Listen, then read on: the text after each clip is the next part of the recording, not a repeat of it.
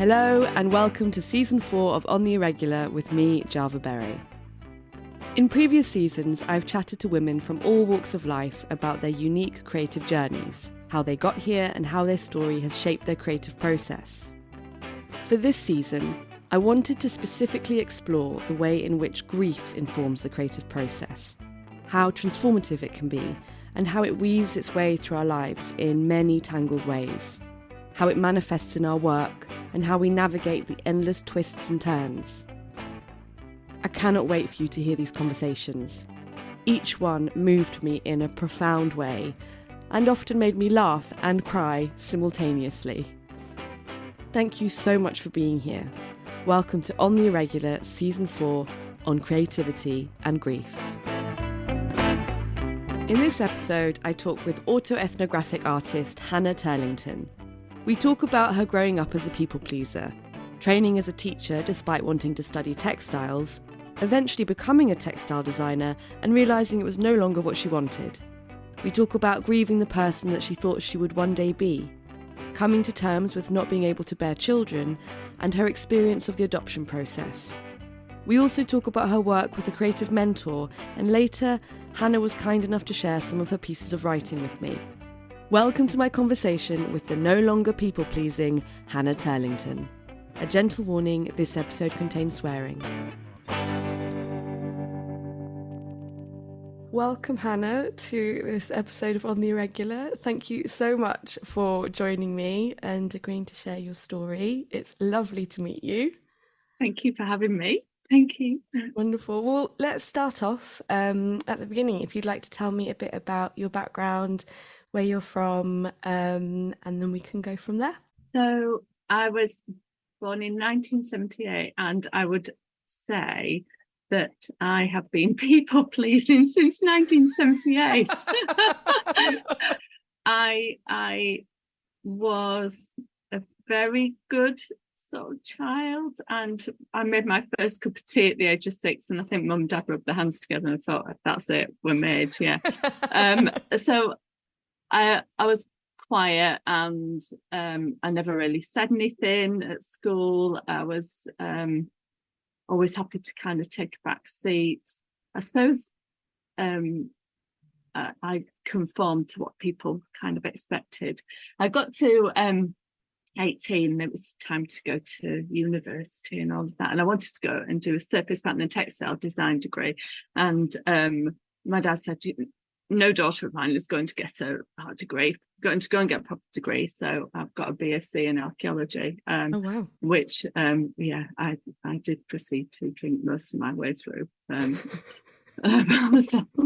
I have got a body of work that I have done about that. But yeah, and I trained as a teacher after that, and I went into leadership and worked a lot with special needs, and as an autism specialist. And last year I finished my teaching career, my own choice, after about 22 and a half, 23 years, and decided that it was time to finish, really. I had I'd been an assistant head,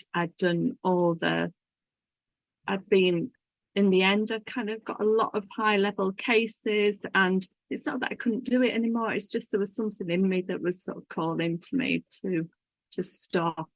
In 2015, I'd started my own sort of craft business, and I began lino printing, and I lino printed, and I just lino printed, and I was obsessive, absolutely obsessive.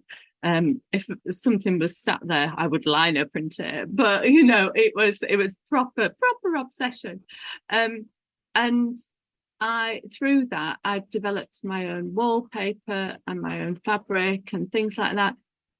But I stood there and I looked at it and I thought, this isn't what I want.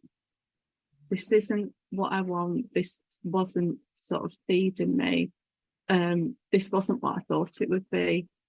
So after all those years of holding on to the fact that I wanted to be a surface pattern and textile designer, I got to that point and I'd managed to do it, and it wasn't right. It just wasn't what I wanted, and In And I what thought, respect? In where didn't it meet what you wanted, or what you thought you'd wanted?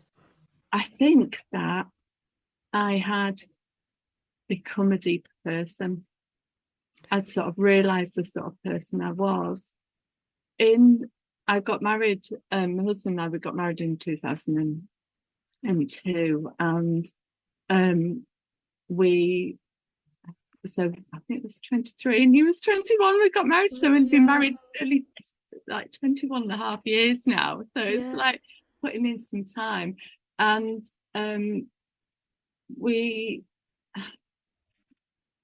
were friends with some people at the time, maybe a few years on, maybe 6 years into our marriage, and we'd started trying for children, and they got pregnant just like that, and we thought, oh yeah, that'd be great.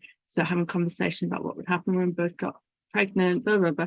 Anyway, we didn't, and we didn't, and we didn't, and we went to the doctors, went to clinic. I took some drugs, whatever. Nothing sort of seemed to work.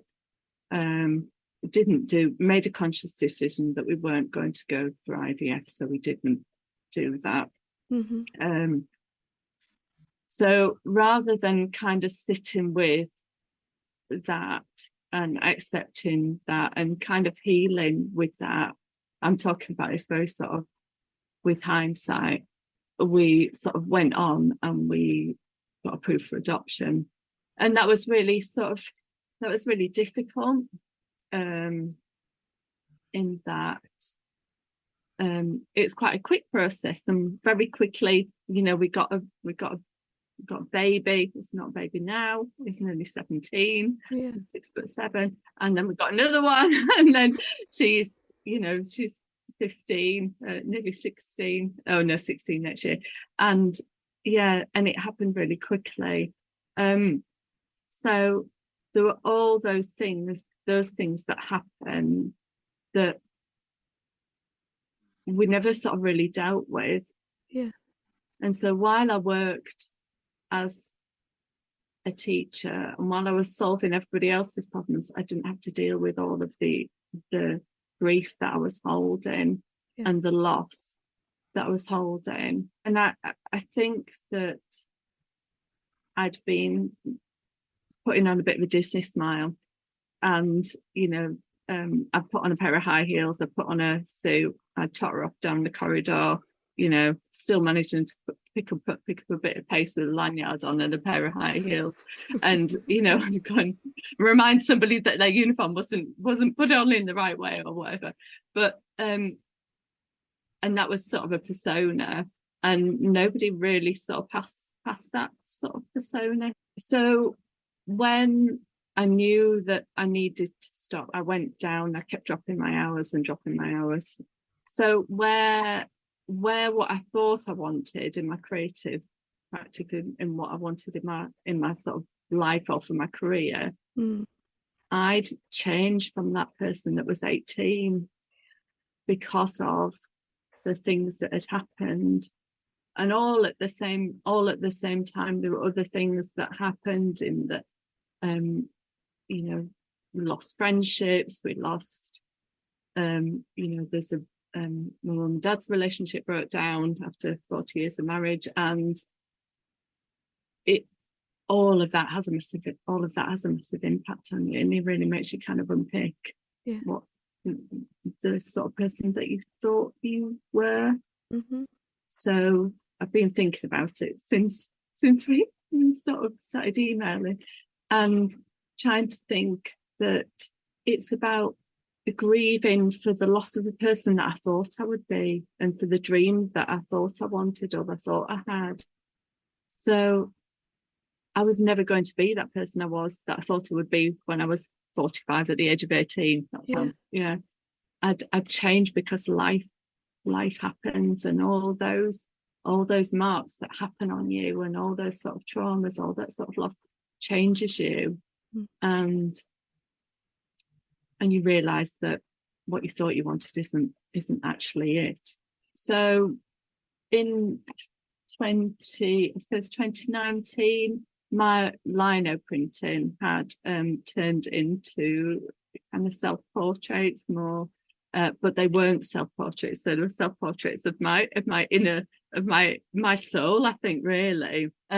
I was part of a Raw Talent scheme for Art in York, and I had this one picture that was a lino print of a bird that had crashed into my studio window and had died, unfortunately. But and I'd done a lino print of it on it, so it's honouring its life, really. Yeah. And I called it Loss, and this woman came up to me and said, "Next time, love, a little bit of advice: do unalive a bird that's alive." And I went, "Oh, that's not really the point. That's not really completely missing the point." It's completely missing the point. And then, as well, in that there was only seven pictures, but also there was a pair of baby shoes, and it was called Loss. And these baby shoes were on some wasteland, and there was a flower by it, my favourite flower, but they weren't my daughter's baby shoes because I never bought her first shoes. The proper title of the picture is I never bought her first shoes. And there was a couple who asked me about the picture, and there was no explanations with my work. They were sort of on the work with the spurious sort of titles underneath that you'd have to ask, really, to get it. And this couple did ask. And they stood there and they looked at me and they said, "That's really brave." And they stood there and they looked at that work for a long time.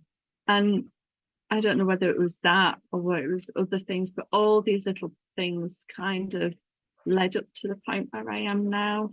So I think lockdown had a big part to play in it, where I was going to go into, when John Lewis do these great brand exchange or whatever, you have a little concession for a bit.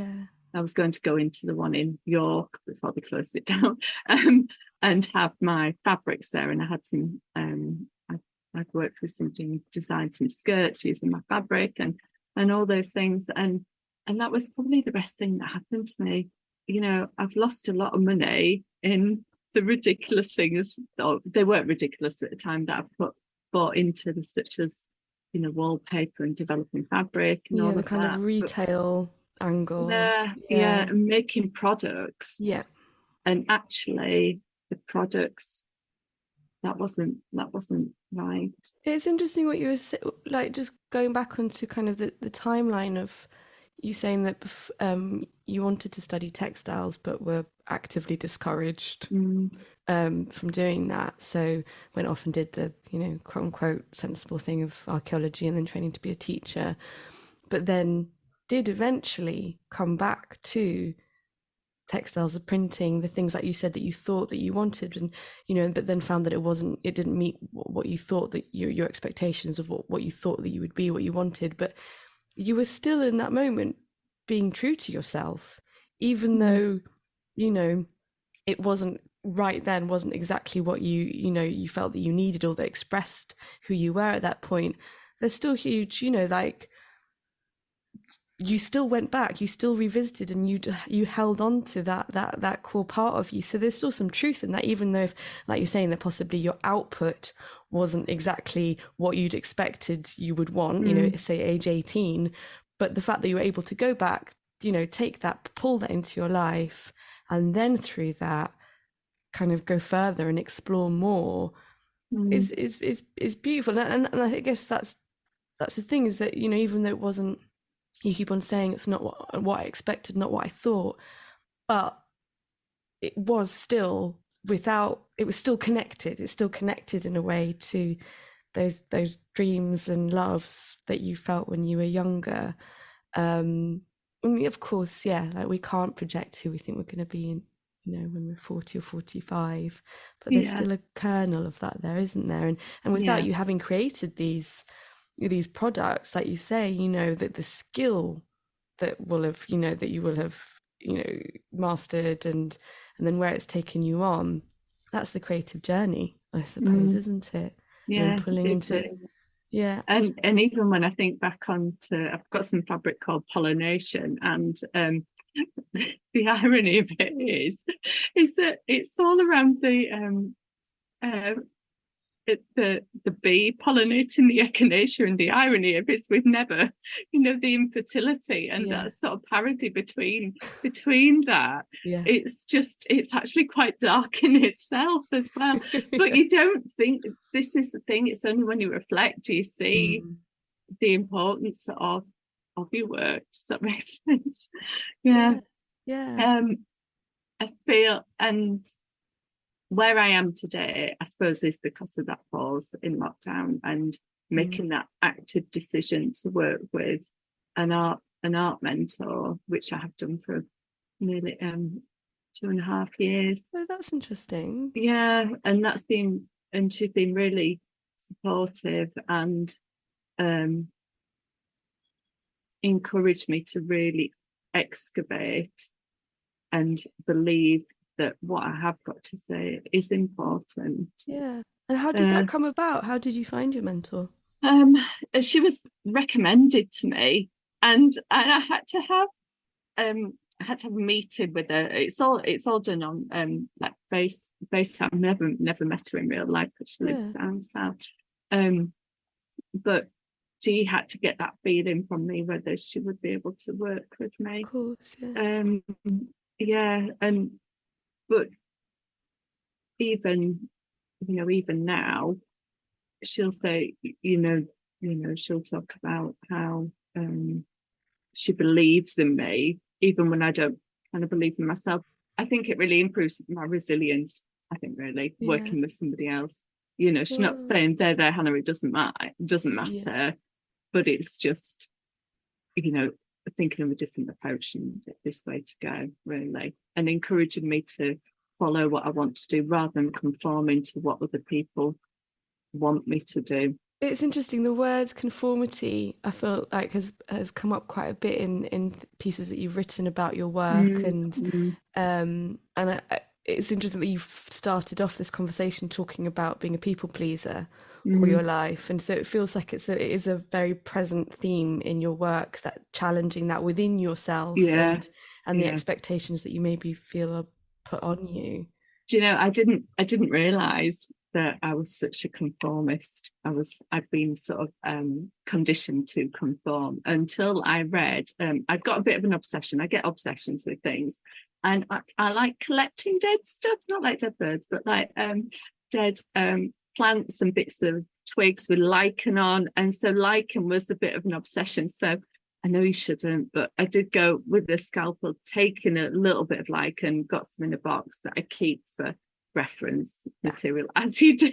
Yeah, it's responsible foraging. Yes, it is responsible, and I do have bits on little trays around the home, around my house. So I was doing lots of research, buying lots of secondhand books. Anyway, I bought this book, and it was called Trouble with Lichen, and I thought, oh right, well, I wonder what that's about. Me being completely naive. Anyway, it turned up, and it's a sci-fi book. I don't know if you've ever read it. No. By John Wyndham, written in the 1950s. This book started me on my research into conformity and identity. It's actually a really strong feminist book, and its main protagonist, Diana Brackley, there's one quote in there, and it says, "Our deadliest susceptibility is conformity, but our deadliest virtue is putting up with things as they are." So for me, I know that I conform. I know that is my go-to default position when going gets tough, but actually I don't have to put up with it. I can make a choice and I can go forward. So I hold that.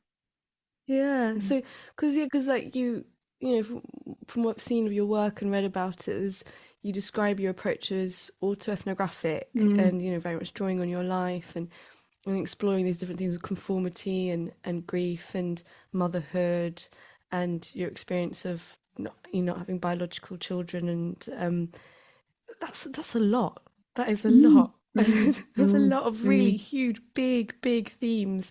And then like what you're saying about grieving the person that you thought you might have been, and the vision, the idea that you had of that. And so I was talking to someone about that the other day for this podcast, and we were talking about the issue about or not the issue, but the grief of imagining what if, is that your imagination can run wild. Yeah. And it's, it's intangible, and there can be all these multiple versions, and Yeah. it's endless, isn't it? Yeah. I think that the way I process things is that I write, and that is how I process it. So in the morning I'll write, and I write in a continuous stream where I don't take my pen off the page, and therefore I can write anything because nobody else can read it, and so it's absolutely fine. And I don't ever have any intention of rereading it unless I get a little bit of a thought, something, and I think, oh, actually that's good, I'll rewrite it again, but in writing that I can then pick out and pop into my other book that I might want to kind of expand on. So writing is part of my artistic process, part of the process. So the writing and the research inform the work that I create. So at the moment, the work that I'm creating is stitch, and the words that I'm stitching, there might be sort of random stitching, it might be a response, it might just be, I can't kind of explain. I'm not going to say that I know automatically what marks I'm going to make, but I'll know the words that I want to put on. I wrote this first bit, and then I've written a poem which I'm in the process of stitching onto a dress made out of Swedish tracing paper, because the more transparent and the more fragile the fabric, then it's a representation of the vulnerability.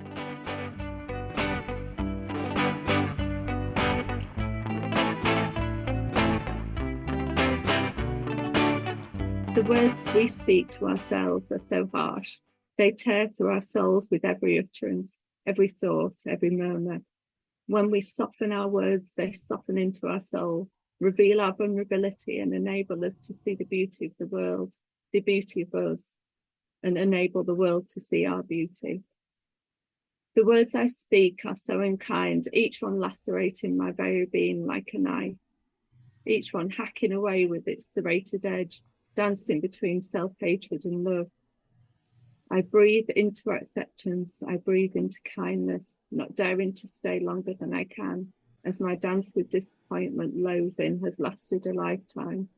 An ingrained habit, an act of love, rebuffed, perplexed by kindness, shrugged off with a joke, my humour, my armour, defending me from the love of others, defending me from myself, my love, my acceptance, my kindness.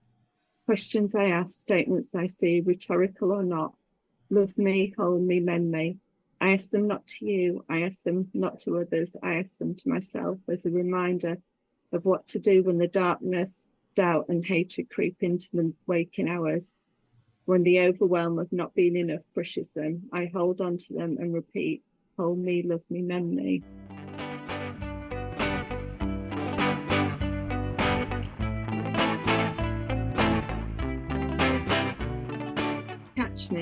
Catch me when my tears are filled with my sorrow.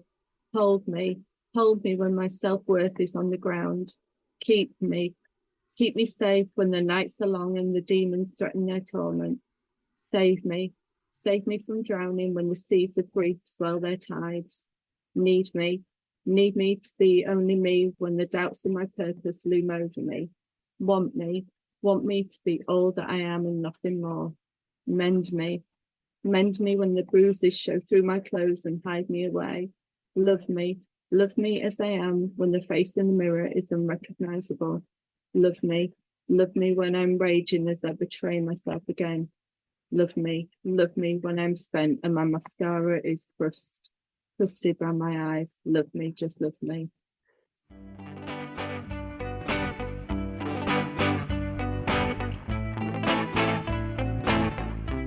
On the surface, I was that mummy. I had those still children. I had those striped t-shirts. I fitted in. I had that. I had the look, but I still didn't feel right. I still didn't feel like I belonged. And I didn't tell people that they weren't biologically mine. Not that I'm ashamed of my children. It's just because that I was meant to be able to do that. That's what women are meant to be able to do. They're meant to be able to have babies.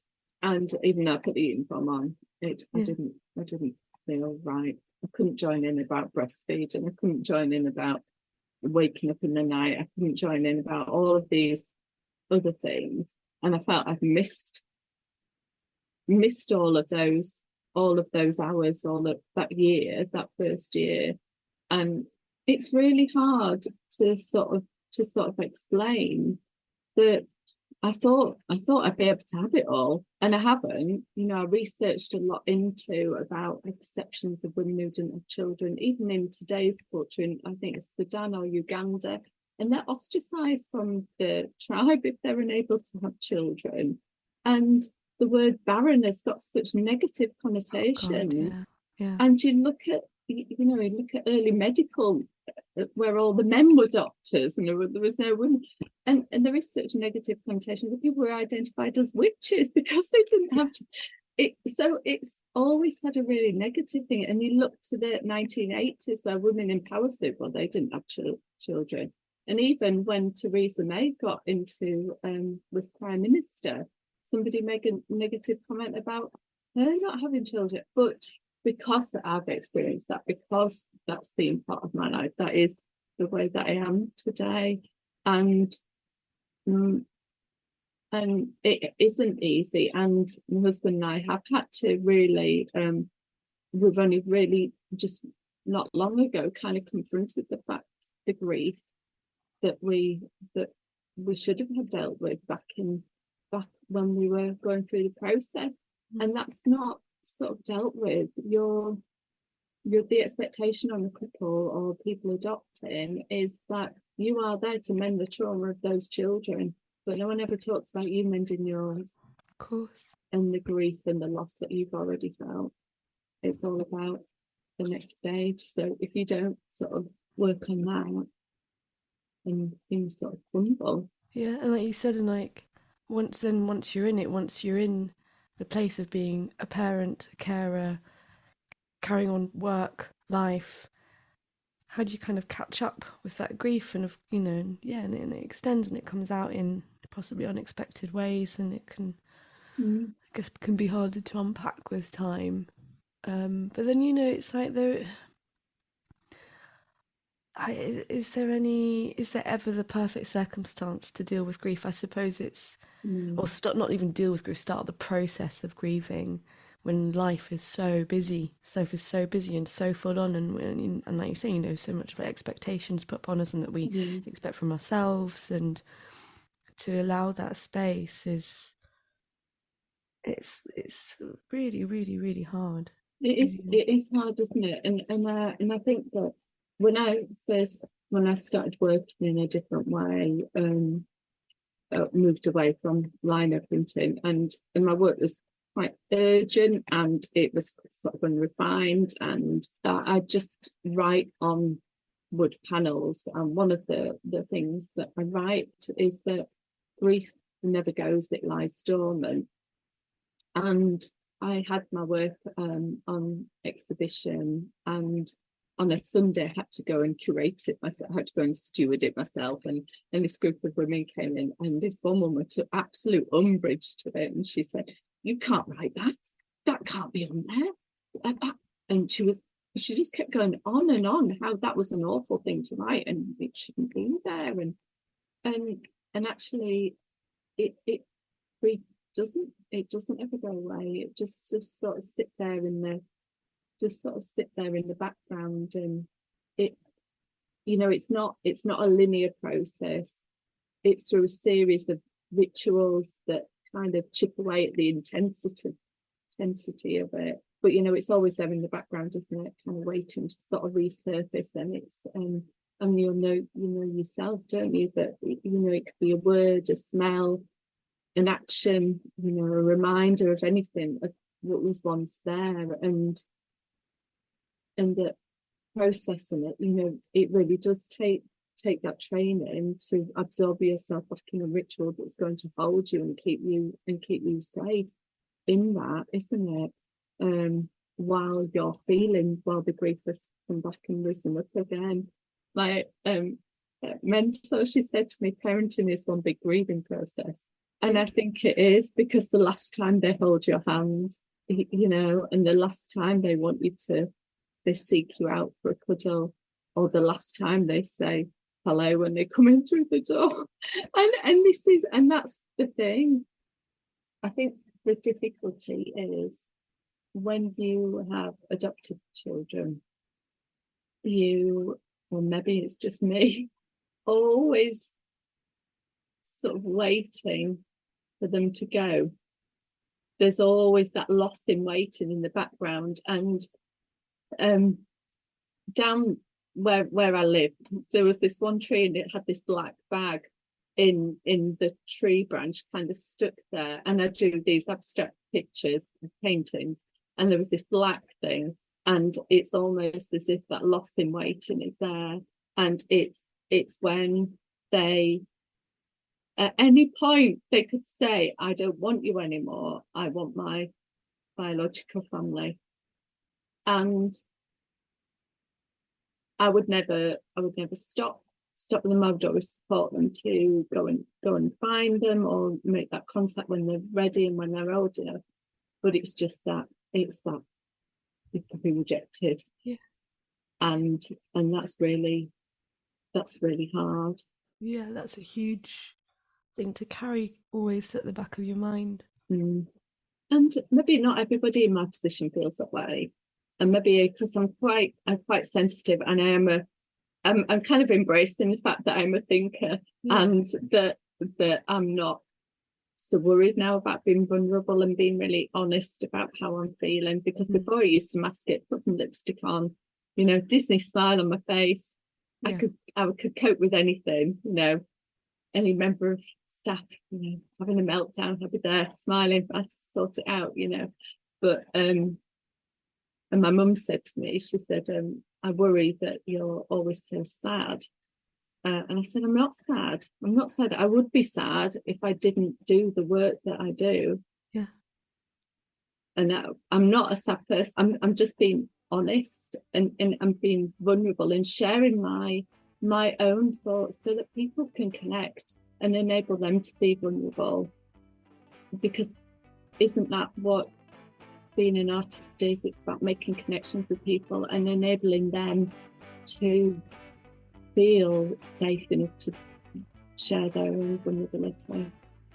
Well, thank you, Hannah. Thank you so much. I feel like you kind of concluded it so beautifully. Why you do the work that you do as much for yourself as, you know, as the purpose of art, and why we share these things, and why we feel compelled to, and how valuable they are for others. So thank you. Thank you. You can find Hannah online at hannahturlington.co.uk and on Instagram at hannahturlingtonart, or head to the show notes for links. Thank you so much for listening to this episode of On the Irregular on Creativity and Grief. Please remember to review and subscribe, as it makes all the difference in helping other listeners find us.